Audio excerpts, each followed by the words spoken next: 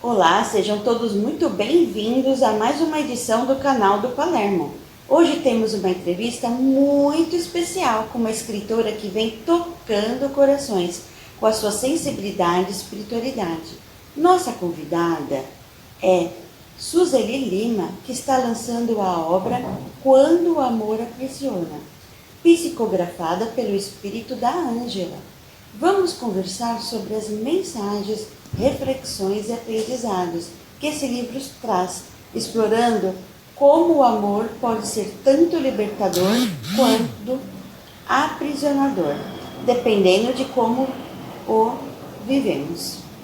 Sueli, seja muito bem-vinda. É um prazer enorme recebê-la aqui. Eu que agradeço pela oportunidade desse trabalho maravilhoso. Agradeço pela oportunidade de estarmos colocando em foco o nosso trabalho para que as pessoas possam conhecer e assim vir adquirir e aprender um pouco sobre esse sentimento que às vezes a gente consegue transformar ele sobre a vida das pessoas como se fossem verdadeiras algemas que aprisionam, que destroem, sendo que é um sentimento que foi deixado pelo nosso Mestre amado para libertar, para caminharmos lado a lado e não se sentirmos dono do ser que nos acompanha.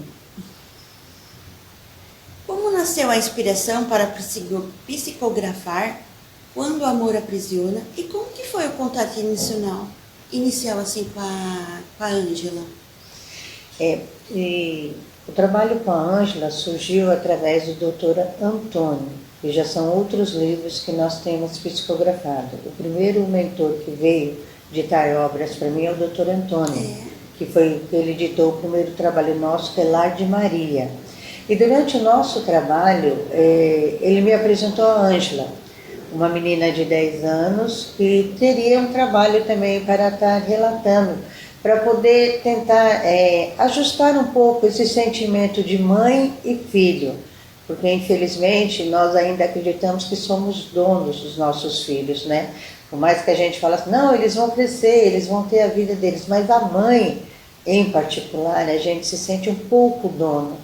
Então ela tinha essa necessidade de mostrar que esse amor, ele não tem que ser um amor que aprisiona.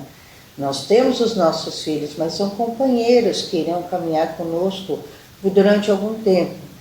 Então houve essa necessidade de estar passando esse trabalho. Então o nosso primeiro contato foi através do Dr. Antônio.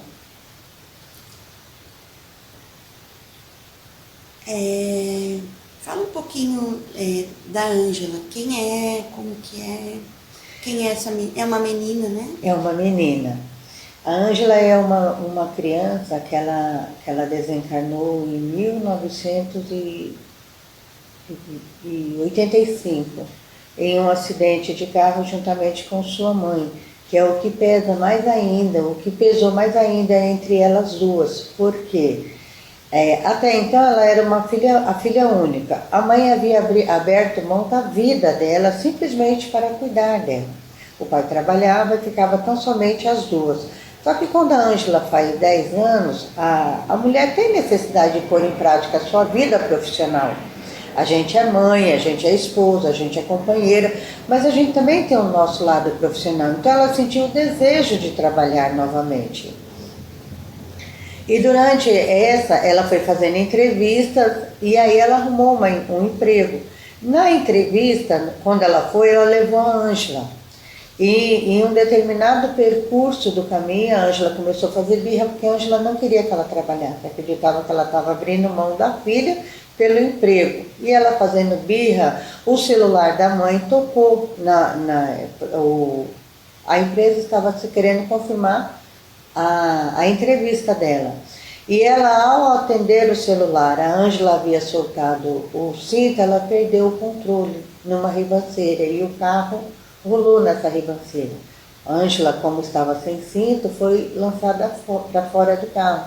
E a mãe se sente, né, culpada pela morte da filha. E esse sentimento que, infelizmente, as pessoas não entendem, o mundo espiritual é energia, é pensamento. Esses pensamentos chegavam fortes até a Ângela, essas energias, nessa culpa da mãe, eu matei minha filha. A Ângela também, por outro lado, Como aconteceu o acidente, a mãe estava procurando um emprego, também acreditava que a mãe teria sido a assassina dela. Então, nesse momento, ambas ficaram se martirizando. Então, a Ângela foi uma menina que ela viveu como filha única. A gente tem mania de criar o primeiro filho em bolhas. Ela vivia numa bolha que de uma hora para outra teve que ser rompida. E ela não aceitando, desencadeou todo esse processo que tinha que acontecer. Às vezes a gente fala assim, não, foi causado. Não, é algo que tinha que acontecer. E como que nasceu a inspiração para psicografar Quando o Amor Aprisiona? E como foi o contato inicial com o espírito da Ângela? A Ângela veio até a mim, como eu disse, trazida pelo Dr. Antônio. E ali, quando a gente vai psicografar um novo trabalho, não acontece assim, chegou, ditou, pronto, acabou. Foi me passado o trabalho, ela veio, apresentada pelo Dr. Antônio, me explicou os motivos que estavam levando ela a realizar esse trabalho, que seria um momento de libertação também para ela. Você é psicóloga, né? Sim. Então, e às vezes a gente precisa falar da nossa dor para se libertar daquele momento. E ela havia essa necessidade para ela, porque a partir do momento que ela conseguisse expor a dor dela, auxiliaria várias pessoas e conseguiria também libertar aquele ponto onde ela parou. Então ela veio, foi passado todo esse processo, ela retornou e quando ela veio eu estava fazendo outro trabalho com o Antônio, Morri e Agora. Aí foi passado que teria que terminar esse trabalho para começar o trabalho dela. E nesse período ela seria preparada, porque é fácil a gente falar de emoções de outras pessoas. Mas para você falar das emoções que você traz dentro de você, você tem que estar preparada. Você vai se preparando, se libertando aos poucos. Então houve todo esse processo, porque por mais que no plano espiritual a gente já pode ser adulto, você ainda tem que passar um tempo para se libertar daquelas energias. Então a Ângela veio como uma criança de 10 anos. E aí foi preparar tanto ela quanto eu, porque eu falo, eu escrevi esse livro com uma caixinha de lenço do lado, porque você vai reviver naqueles momentos. Quando eu estou psicografando, é como se eu estivesse vivendo aquele momento. Não como as personagens principais, mas como se eu fosse um coadjuvante. Eu estou assistindo tudo o que está acontecendo ali. Então, tanto ela como eu teve que ser preparado para a gente poder dar início. E quando o amor aprisiona, é a escolha dela, porque foi o que ela viveu, foi o que ela sentiu. Um amor doentio, um amor possessivo que tomava conta dela. E por mais que ela tentasse despertar no mundo espiritual, por mais que ela tentasse se entender, ela não conseguia se libertar devido a essa carga energética desse amor que a mãe dela dedicava a ela. Nossa, é bem profundo tudo isso, né? É lindo. Sentir, assim, é uma emoção muito grande. É porque as pessoas pensam assim, morreu, acabou, ou morreu, está dormindo, não pode mais dormir. Só que quem fica não consegue se libertar daquele momento. Fica chamando a pessoa, fica perguntando por quê, por que você foi, por que você me abandonou, por que disso, por que daquilo. E essas energias chegam até esse irmão. E às vezes esse irmão, por ele ainda não ter a consciência que ele não faz mais parte do mundo carnal, ele se prende a esse momento. Então ele não consegue nem dar um passo adiante e nem retornar, porque a partir do momento que nós desencarnamos, a gente não tem mais como retornar. E o título ele já provoca uma reflexão bem forte, né? E em sua visão, de que maneira que o amor pode se transformar em prisão? Quando você se sente dono da pessoa. Por mais que a gente fale assim, eu preciso aprender a amar. O que é aprender a amar? Cristo nos ensinou, em primeiro lugar, que antes de aprender a amar, você tem que aprender a respeitar. Se você respeita a pessoa, você consegue compreender que aquela pessoa, ela não é um objeto seu. Não é porque nós estamos casados, hoje somos mães, somos filhos, que pertencemos àquelas pessoas, a pessoa que está ali ao nosso lado. Nós temos os nossos desejos, as nossas vontades, os nossos pensamentos. Nós somos um ser humano. diferente um do outro, que estamos ali aprendendo. E a partir do momento que você aprende a respeitar aquela pessoa, por mais que te doa, mas se a pessoa chegar para você e falar assim, olha, não dá mais, você vai sofrer, mas você vai respeitar a decisão daquela pessoa. A partir do momento que você não respeita aquela pessoa, você é minha e pronto, acabou. A minha vontade vai pesar sobre você. Então, a partir do momento que a gente tem esse amor, que as pessoas falam, eu te amo tanto que dói, chega a doer dentro de mim. Se está te doendo, não é um sentimento bom. Um sentimento bom é aquele que te liberta, te traz alegria. Se a pessoa está ali sentada, nossa, hoje ela não falou comigo, mas a pessoa está ali lendo, às vezes está pensando num problema, às vezes está com a mente cheia de problema, e você está naquela cobrança. Em vez de ficar cobrando, chega e fala assim, posso te ajudar em alguma coisa? Vamos conversar, vamos sair, vamos tomar um sorvete, vamos sair desse espaço. Mas não, a gente, somente mulher, infelizmente nós mulheres temos isso. Se o marido passar hoje pela gente, não dá um sorriso, um bom dia, a gente fala, não gosta mais de mim, não está me dando atenção. Mas a gente tem que aprender a respeitar. O Cristo nos falou, amai o próximo como a ti mesmo. A partir do momento que eu coloco todos os meus pesos em cima daquele irmão, eu também não estou sabendo me amar. Então quem ama liberta. Né? Quem ama liberta. É difícil? É, mas estamos caminhando para aprender. A Ângela é o espírito comunicador da obra. Compartilha experiências pessoais. Qual delas mais te marcou durante a psicografia? Sobre a Ângela? É. O sentimento que ela traz em relação a ela, porque infelizmente quando não conseguimos agradar a pessoa que nós amamos, nós conseguimos trazer uma frustração muito grande para dentro de nós. E ela, ao mesmo tempo que ela culpava a mãe, ela se sentia culpada também. Porque ela acreditava que, de certa forma, ela conseguiu destruir a vida da mãe dela quando ela morreu. Porque ela ouvia a mãe dela falar em suicídio, ela ouvia a mãe dela falar que a vida dela havia acabado, ela ouvia a mãe dela sofrer, chorar, desesperada. Então ela acreditava que, de uma certa forma, ela tinha culpa de tudo aquilo que havia acontecido com a mãe dela. Porque ela poderia ter ficado sentadinha, quietinha no lugar dela, mas na birra de criança faz as coisas que não pensa no momento. Adulto às vezes faz as coisas que não pensa. E ela soltou o cinto, ela queria chamar a atenção da mãe dela, ela queria fazer a birra dela. Então o que mais marcou para mim foi esse sentimento de dor que ela traz dentro dela, o sentimento de culpa. E o livro, ele fala de amor, mas também de liberdade. E qual é o equilíbrio saudável entre amar e respeitar individualidade do outro? É uma pergunta difícil, né? Às vezes a gente fala e a gente se perde dentro das próprias palavras da gente. Eu acredito que tudo tem que ter equilíbrio na vida da gente, né? Nós usamos muito mais a emoção do que a razão. É o que você já tinha até falado, né? Sobre respeitar. Você acabou de dizer, né? Exato. Sobre esse respeito. E a partir do momento que você aprende a respeitar a pessoa, você consegue se libertar também. Você consegue se libertar. Porque uma vez eu li um livro muito, muito bom, do padre Fábio de Mello, Quem me roubou de mim? Que fala sobre esses sentimentos possessivos, esse sentimento que você não consegue perceber, que aquilo não é mais um sentimento bom. Aquilo é um sentimento doentio, aquilo é como se tem relacionamento que cria uma dependência muito grande. E uma coisa que te causa dependência não é uma coisa boa. Não é porque você é casada que você não pode ter a sua vida.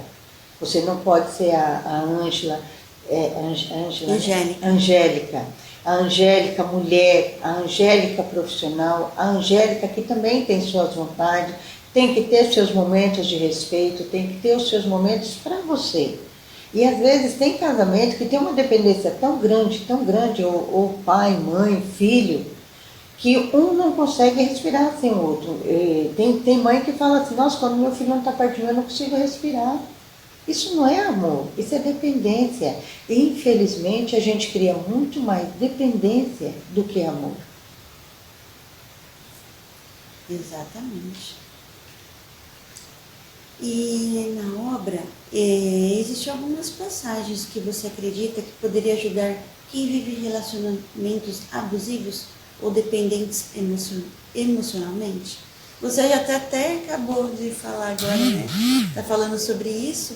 Então, assim, fala um pouquinho mais para que as pessoas possam entender melhor sobre isso, né? Que ali nessa obra da Ângela traz, assim, de aprendizado sobre relacionamentos abusivos. No livro, Quando o Amor Aprisiona, ele é mais abusivo assim entre mãe e filho, pai e filhos, né? Mas né, a Ângela, quando ela começa a despertar para um plano espiritual, porque é outro ponto que a gente acredita que, quando a gente acredita na vida após a morte, a gente acha que já vai morrer e vai despertar, né? Eu cheguei no plano espiritual. Não é. Ela passa um bom tempo no hospital espiritual. E ali ela vai passando os tratamentos, e quando ela consegue despertar, é colocado isso para ela. O que ela está fazendo sobre a mãe e o que a mãe está fazendo sobre ela. Essa dependência emocional, essa dependência de respirar mesmo. E aí ela começa a caminhar no plano espiritual e vai conhecendo vários locais.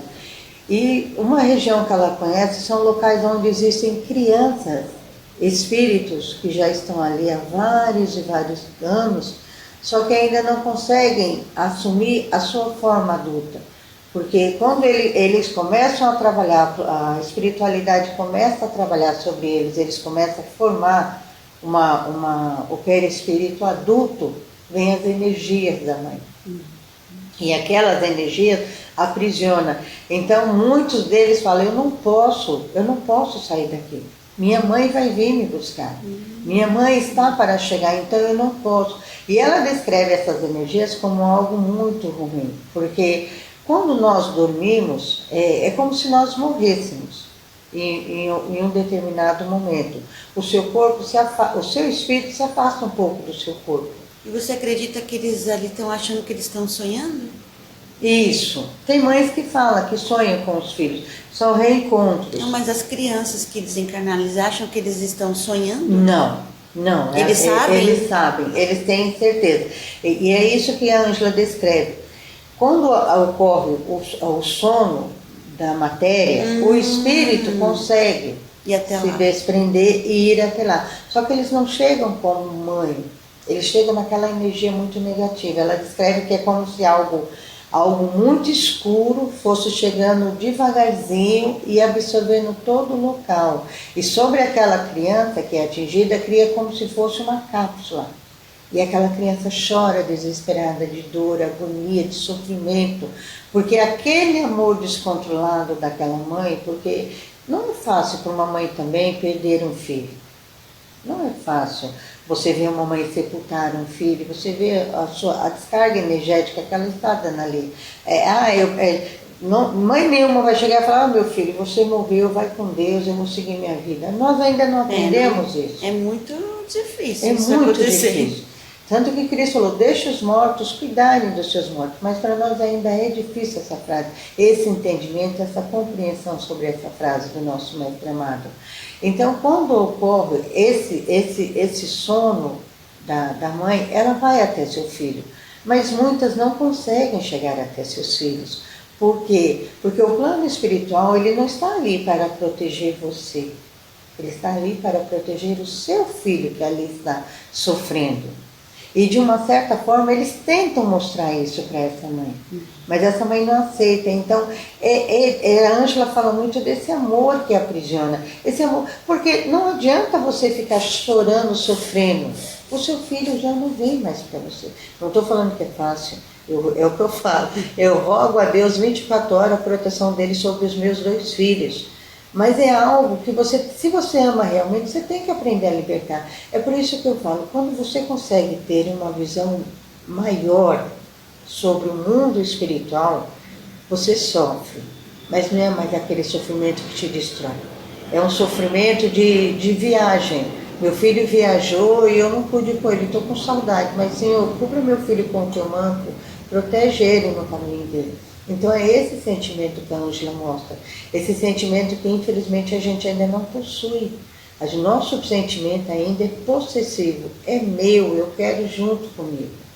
E esse sentimento causa muita dor no mundo espiritual. Como que foi o processo emocional para você, como médium, ao receber mensagens tão intensas sobre sentimentos humanos? É o que eu te falei, eu escrevi esse livro com uma caixinha de lenço, porque é algo que fala muito forte dentro de nós. É o que eu te falei. Eu não imagino o quanto seja dolorido para uma mulher sepultar o seu filho. Eu acho que é um momento ao qual você realmente tem que segurar na mão de Deus e pedir toda a força dele. Mas é algo que às vezes se faz necessário passar para aprendizado nosso e aprendizado desse irmão. Porque hoje ele é uma criança, mas no mundo, no passado, ele já foi um adulto. Nós não vivemos uma única vez. Não estamos aqui uma única vez. Então tudo é um procedimento de aprendizado. Tudo. As pessoas falam assim, é a vontade do Pai, é castigo. Não. Deus não nos criou para sofrer. Deus não nos criou para testar a nossa fé. Deus não nos criou para fazer esse tormento. Nós somos senhores de nós mesmos. Temos as nossas escolhas. Temos as nossas ações. Temos o nosso plantio a colher os seus frutos. Então, escrever esse livro com a Ângela foi algo assim que me fez pensar muito em mim como mãe. Se eu realmente estou dando a liberdade para os meus filhos, enquanto caminham comigo, ter a vida deles. Ou eu estou, de alguma forma, tendo domínio sobre a vida deles. Porque a gente acredita, eu sou mãe, eu sei o que é melhor para eles. Não. Eles também são espíritos, eles vieram de mim, mas são espíritos também que estão aqui para aprender. Exato. Uma nova jornada, um novo aprendizado. E eu não posso tomar a vida deles. É como no livro da Ângela, ela fala sobre as crianças especiais. Espíritos que vêm com o aprendizado de aprender no corpo limitado, num corpo qual eles não podem fazer muito. Muitas mães tomam conta da vida dessa criança. Ela se apossa. Exato. Elas se apossam totalmente, sendo que a criança ela pode não desenvolver como as outras, mas ela tem possibilidade de alguma coisa ser desenvolvida dentro dela. Mas essas mães impedem esse processo de desenvolvimento. E quando essas crianças retornam, elas retornam ainda muito mais debilitadas do que quando elas vieram reencarnar nesse corpo. Porque elas acreditam que lá elas continuam sem fazer nada, porque a mãe conseguiu colocar nelas que elas são incapazes de deixar elas mais doentes. Deixou ela ainda mais doente. Então, escrever esse livro eu aprendi muito. Eu falo, eu só tenho a agradecer a espiritualidade e a confiança. Porque quando me fizeram o convite, eu não vou falar, eu relutei muito devido à responsabilidade. Às vezes as pessoas falam, é só sentar e escrever. Não é. É uma responsabilidade muito grande. É um preparo muito grande. É um abrir mão da sua vida em alguns momentos para esse trabalho. Porque eu sou Suzeli, eu sou mãe, eu sou profissional, eu trabalho, eu cuido da casa. Eu tive que abrir um tempo da minha vida para poder psicografar. Então, mas é algo assim que eu só tenho que agradecer. E escrever o livro da Ângela foi algo que me fez abrir muito a minha visão e me questionar como mãe. Me questionar como mãe sobre a vida dos meus filhos. Se eu estou sendo útil para eles ou simplesmente eu estou amarrando a vida deles. E aí eu comecei a conversar muito com meu esposo sobre isso, porque o meu esposo ele é mais dominador. Ele é muito mais dominador. Eu falo, vida, nossos filhos não são nossos. A gente tem que ir colocando isso na cabeça. Nossos filhos não são nossos. São nossos companheiros de caminhada que por algum tempo terão que seguir a vida deles. Eu estou trabalhando muito nisso. Eu não sou evoluída para isso não, mas eu estou trabalhando. Tudo vem como aprendizado para nós, né? Tudo é aprendizado. Porque eu como mãe, ai, já tô até emocionada. Nossa Senhora. É muita emoção, né? Já tô sentindo aqui toda a energia dessa fala profunda, porque tudo que envolve mãe É complicado. O ambiente descrito na capa do livro transmite uma delicadeza, uma intimidade. Qual que é o simbolismo desse cenário dentro da narrativa? É o quarto dela. Olha que É o lindo. quarto da Ângela. Como ela foi criada nesse mundo de princesa, de tudo delicado, tudo rosa, tudo menina, ela descreve o quarto dela. Tanto que quando nós fomos fazer a capa, ela insistiu muito na boneca de pano. Meu esposo, porque fui conversando com ela e ele foi digitando, porque ela queria tudo no detalhe dela, tudo no mundinho dela. E aí o meu esposo escrevendo, ela ficava, tia, fala para ele, uma belíssima boneca de pano, porque foi um presente muito amado que o pai dela deu para ela. É essa boneca e uma girafinha que foi enterrada com ela. A girafa foi no caixão com ela, só que a boneca ficou. A boneca ficou porque a mãe chorava agarrada com essa boneca. Então ela sempre fez questão de falar, tio, uma belíssima boneca de pano. Então é o quarto dela, é a capa, todos os detalhes, todos os projetos, as cores, é da Ângela.